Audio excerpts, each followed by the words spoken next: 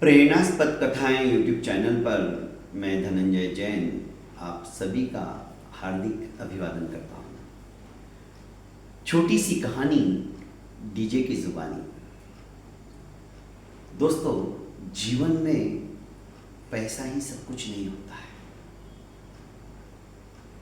पैसे से भी बढ़कर व्यक्ति का व्यक्तित्व होता है। उसकी मार्केट में साख होती है, उसकी इज्जत होती है। एक व्यापारी था ऊंटों का।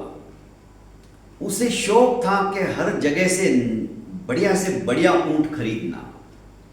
एक दिन जहां पर ऊंटों का मेला लगा था, पहुंच गया। जैसे हमारे सारंगखेड़ा के अंदर घोड़ों का मेला लगता है, बहुत फेमस है। अच्छे से अच्छे नस्ल के घोड़े सारंगखेड़ा में आपको मिलेंगे।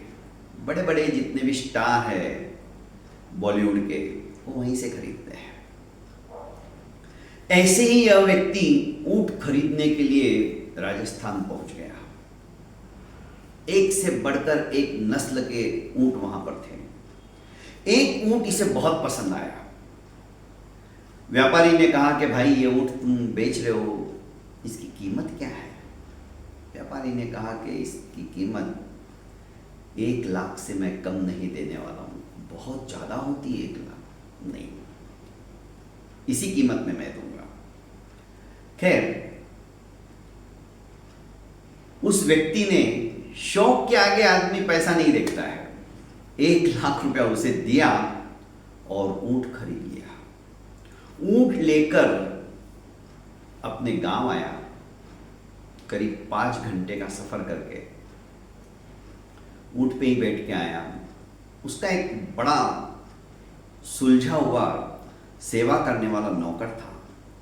जैसे ही मालिक आया और मालिक ने नया ऊंट लिया है, उस ऊंट के ऊपर जो काठी रहती है, वो काठी को खोलने लगा। काठी खोलने के पश्चात उसे एक मखमली थैली दिखी। उसने कुतूहलता के वश उस थैली को खोला तो उसमें हीरे थे। बहुत खुश हुआ, आंखें चमक गई, चिल्लाया, मालिक मालिक, आपने सिर्फ ऊंट नहीं खरीदा है, आप तो अनमोल खजाना खरीद के लिए आए। तो क्या बात कर रहा है, क्या बड़बड़ कर रहा है? मालिक ऐसा बोलते हुए उसके पास आए, जो ऊंट का सौदागर था। मालिक, मैं सच कह रहा हूं, देखो इसमें तो कितने सारे हीरे हैं।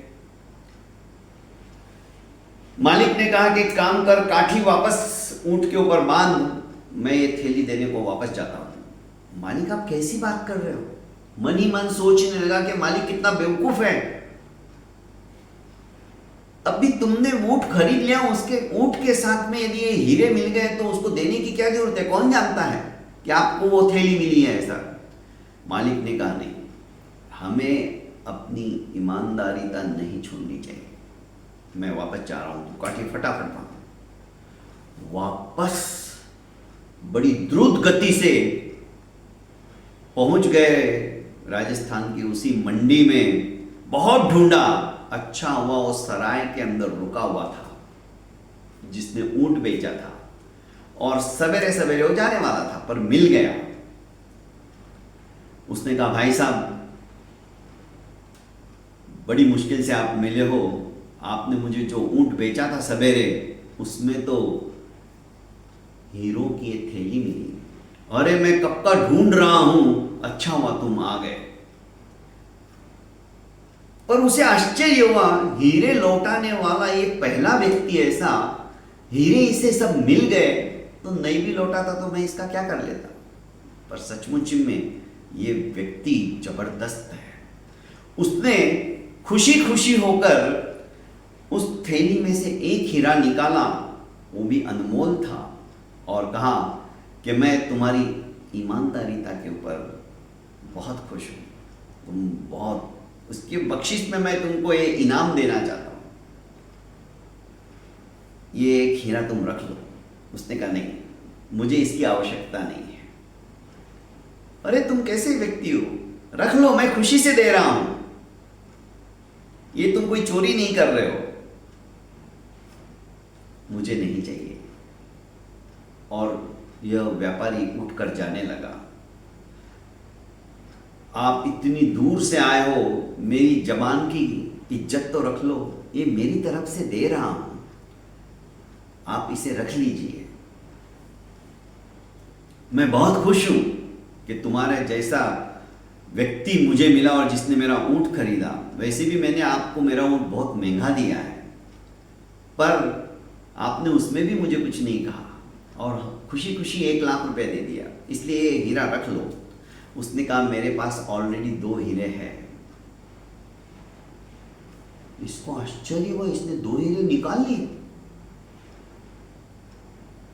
मैंने इसमें से पहले ही 2 हीरे ले लिए हैं, आप चिंता मत करो, मुझे जाने दो। इसको गुस्सा आया कि कैसा बेईमान आदमी है, पहले से ही 2 हीरे निकाल लिया और वापस मेरे को देने को भी आ रहा है। उस व्यापारी ने तुरंत वो थैली खोली, हीरे गिनती के थे उसने गिना तो हीरे बराबर थे। उसने कहा भाई रुको रुको रुको रुको, जाने की जल्दी मत करो। तुमने कहा कि मैंने 2 हीरे ले लिए, मेरे पास 2 हीरे ऑलरेडी हैं और हीरे तो मेरे बराबर हैं, इसमें हीरे गए ही नहीं है। तुम कैसे कह रहे हो कि मेरे पास इनामदारी का जो मेरा हीरा है वो हमेशा ही रहता है, और आत्मविश्वास का हीरा, मेरे चारित्र का हीरा, मैं कभी झूठ नहीं बोलता। ये गदगद हो गया। दोस्तों, असली कमाई, असली दौलत, असली पैसा हमारा चारित्र है, हमारी सेल्फ रिस्पेक्ट है, हमारा व्यवहार है, हमारा व्यक्तित्व है। उसका व्यक्तित्व ही बोल रहा था। व्यापारी बड़ा खुश हुआ, उसने उसे गले लगा लिया और कहा कि तुमसे मुझे बहुत बड़ी सीख मिली है। दोस्तों, कहानी छोटी सी है, पर यह कहानी हमें नसीहत देती। जीवन के अंदर यदि हमने अपने उसूल बना लिए, अपना चारित्र डगमगाने नहीं दिया, तो इससे बढ़कर और कोई भी दौलत नहीं है। बहुत बहुत धन्यवाद, प्रणाम।